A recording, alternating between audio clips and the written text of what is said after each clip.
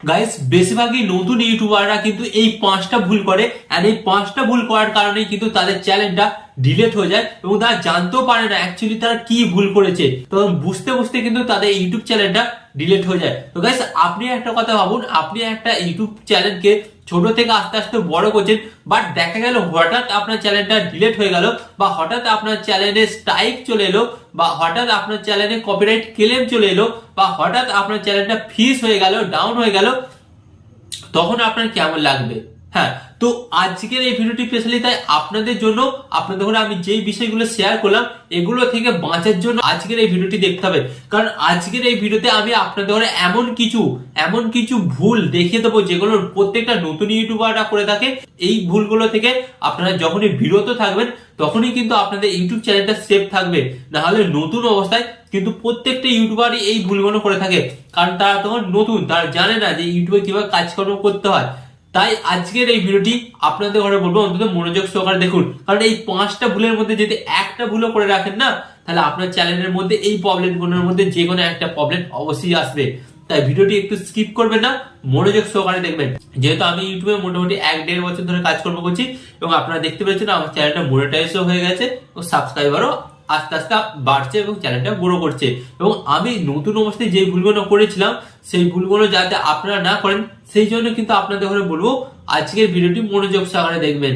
ওকে, তো চলুন ভিডিওটি কন্টিনিউ করা যাক। বাট ভিডিওটি কন্টিনিউ করার আগে আপনাদের কাছে করবো ছোট্ট রিকোয়েস্ট, আপনারা যদি ইউটিউব থেকে কিছু শিখতে চান বা ইউটিউব থেকে কিভাবে টাকা ইনকাম করবেন সে সম্পর্কে জানতে চান, তো আমার চ্যানেলে কিন্তু ডেইলি ভিডিও আসে, তাই চ্যানেলটাকে সাবস্ক্রাইব করে দেবেন। ওকে, তো চলুন বন্ধুরা ভিডিওটি কন্টিনিউ করা যাক। তো গাইস ফার্স্ট অফ অল আমি এখানে বলবো মোবাইল স্ক্রিনে কিন্তু আমি এখানে লিখে রেখেছি যে ভুলগুলো কিন্তু নতুন ইউটিউবাররা বেশিরভাগ করে, এটা কিন্তু আপনারা করবেন না। তো ফার্স্ট অফ অল কি করে, অন্য কোনো ইউটিউবারের ভিডিও, হ্যাঁ ভাই, অন্য কোনো ইউটিউবারের ভিডিও ডাউনলোড করে নিজেদের চ্যানেলে আপলোড করে দেয়, কারণ তখন সেই ভিডিওটি ভাইরাল চলছে এবং দেখা গেল হয়তো আপনার ওই ভিডিওটা ভাইরাল হয়ে গেল, বাট কি হবে জানেন, সেই ইউটিউবার কিন্তু আপনাকে স্ট্রাইক দিয়ে দেবে।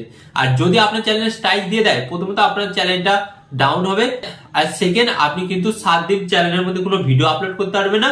আর সে যদি পরপর 3টে স্ট্রাইক দিয়ে দেয় তাহলে কিন্তু আপনার চ্যানেলটা ডিলেট পর্যন্ত হয়ে যাবে। তাই নতুন ইউটিউবাররা যারা এই ভুলটা বেশিরভাগ করেন তারা কিন্তু এই ভুলটা করা বন্ধ করুন। এরপর আমি আপনাদের ঘরে বলবো সেকেন্ড ভুল যেটা করেন। তো গাইস অনেক সময় দেখা যায় আমরা যখন ইউটিউবে ভিডিও আপলোড করি, ভিডিও আপলোড করার পর দেখা যায় যে আমাদের 2-1টা ভিডিওতে একটু বেশি ভিউস আসে, তো আমরা কি করি, সেই ভিডিওটাকে ডাউনলোড করে নিয়ে কিন্তু 1-2 দিন ছাড়া কিন্তু বারবার আমরা সেই ভিডিওটাকে আপলোড করতে থাকি।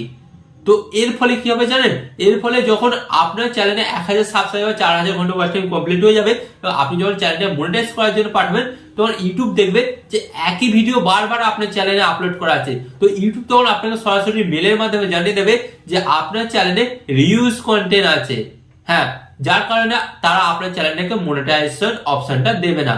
তো বুঝতে পারছেন, তাই একই ভিডিও কিন্তু বারবার নিজেদের চ্যানেলে আপলোড করা যাবে না। এটা কিন্তু নতুন ইউটিউবাররা বেশিরভাগ করে থাকে। এরপর আমি আপনাদের বলবো 3 নম্বর ভুল, এটা কিন্তু কখনোই করবেন না। অনেক নতুন ইউটিউবার আছে মানে সেখান থেকে যে কোনো ব্যাকগ্রাউন্ড মিউজিক ডাউনলোড করে নিজেদের ভিডিওতে ইউজ করছে। ভাই প্রথমত আপনাদের ঘরে বলি, আপনারা জানুন ব্যাকগ্রাউন্ড মিউজিক ইউজ করারও কিছু নিয়ম আছে। আপনাকে কি করতে হবে, এমন জায়গা থেকে ব্যাকগ্রাউন্ড মিউজিক নিতে হবে যেখানে কিন্তু কপিরাইট ফ্রি। বাট আপনি যদি অন্য কোনো জায়গা থেকে ব্যাকগ্রাউন্ড মিউজিক নেন তাহলে কি হবে, 1 বছর 2 বছর কি 6 মাস কি 1 সপ্তাহ পরও কিন্তু আপনার ওই ভিডিওতে ব্যাকগ্রাউন্ড মিউজিক ইউজ করার কারণে আপনার কিন্তু কপিরাইট ক্লেম আসবে।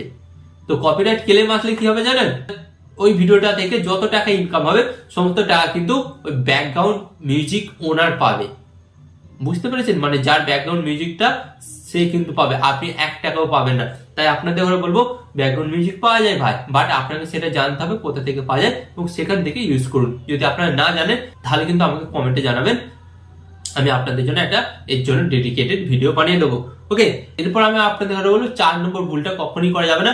তো অনেক সময় দেখবেন আপনারা ফেসবুক, ইউটিউব বিভিন্ন জায়গায় ভিডিও ছাড়েন এবং দীর্ঘদিন ধরে কাজকর্ম করেন, বাট আপনারা কি করেন, পার ডাইরেক্টর, ক্যাপকাট এন্ড কাইনমাস্টার এই সমস্ত অ্যাপস গুলোর মাধ্যমে কিন্তু আপনারা কি করেন, আপনাদের ভিডিও এডিটিং করেন। বাট আপনারা একটা জিনিস দেখেছেন, আপনারা যখন ভিডিওটা এডিটিং করছেন, এডিটিং করার সময় ঠিক সাইডে বা কোণের দিকে ওই অ্যাপসের ওয়াটারমার্ক মানে লোগো লেখা আছে কাইনমাস্টার, পার ডাইরেক্টর বা ক্যাপকাট, এই সমস্ত লেখা আছে, বাট আপনারা কি করছেন, ওটা দিয়েই এডিটিং করছেন, করে ওই ভিডিওটাকেই আপনারা আপলোড করে দিচ্ছেন। বাট ভিডিওটা আপনারা একবার প্লে করে দেখবেন, যখন ইউটিউবে ভিডিওটি আপলোড হচ্ছে তখন কিন্তু সাইডে লেখা আছে যে ক্যাপকাট, পার্ট ডাইরেক্টর বা কাইন মাস্টার, এই সমস্ত কিন্তু লেখা আছে।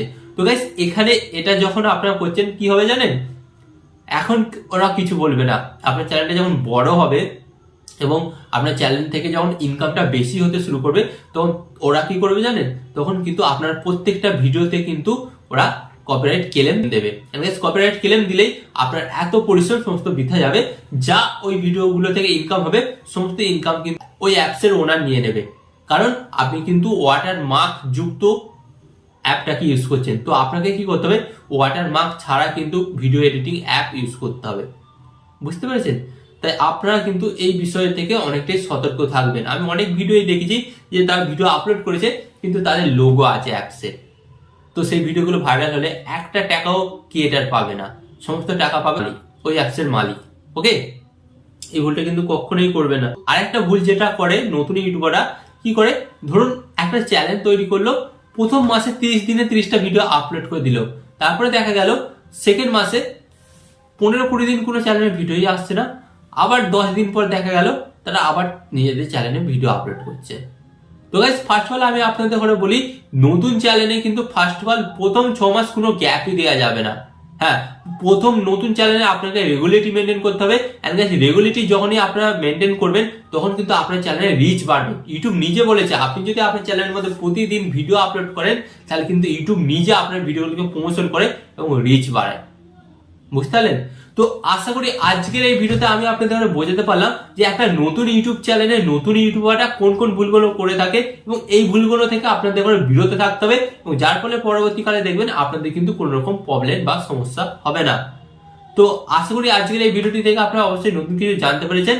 তো আরো এই ধরনের হেল্পফুল ভিডিও দেখার জন্য আপনাদের কি করতে হবে, ফার্স্ট অফ অল ভিডিওতে একটি লাইক দিতে হবে এবং কমেন্টে আপনার মতামত জানাবেন, এবং চ্যানেলে নতুন হলে চ্যানেলটিকে সাবস্ক্রাইব করে দেবেন।